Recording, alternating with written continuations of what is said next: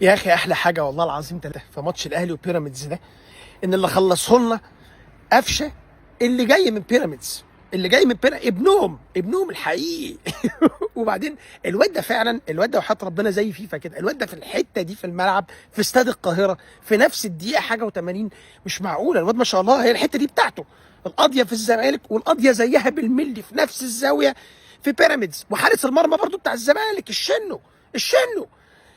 وقعد يقول لك اصل بيراميدز ما حدش هيوقفه السنه دي، وهاني سعيد قال لك ودي السنه ودي مش السنه. فين السنه؟ فين السنه؟ عايز تعرف الاهلي جامد ازاي؟ الاهلي جامد كده اهو، بماتش زي ده كده، ماتش زي ده ولا اتكلمنا ولا حد عمل ولا حد قال لك هنغلب بيراميدز ولا حد خرا، وفي الاخر نزلت رقعت عادي وهتاخد الدوري ان شاء الله. خلاص الموضوع خلصان.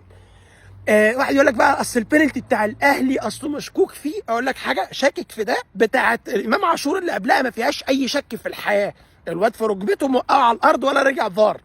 فانا دي واحده فيهم وحياه ربنا بينالتي، فالموضوع خلصان. انا ضميري مستريح جدا ناحيه الموضوع تماما.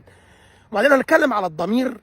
بيراميدز يا بيه متفصل له ماتشات كتير قوي قبل كده، متفصل له كتير جدا وما اتكلمناش ولا اتكلمت قبل كده، عشان ما حدش يقول ان انا بعلق الشماعه على الحكام زي ما الزمالك بيعمل. لا بس هي ده اخر فريق في العالم اتكلم على التحكيم نهائي. الدوري خلص اهو ان شاء الله باذنك يا رب كده، الدوري خلص والف مبروك. ويعني انا بس غرضي حاجه والله يا جماعه، بلاش الطلعات بتاعت السنه دي هي سنتنا والسنه دي مش عارفه ايه، والزمالك يقول لك هنلاعبهم بالناشئين عشان نديهم فرصه ويبقى تكافؤ فرص.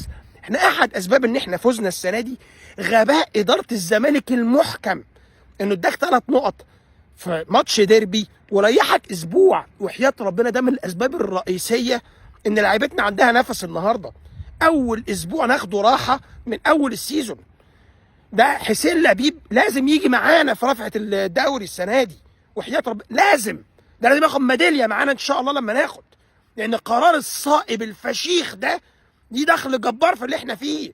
ما يبقى راجل في السن ده وبالحكمه دي وخفيف كده، بوستين على السوشيال ميديا خلوه ينسحب.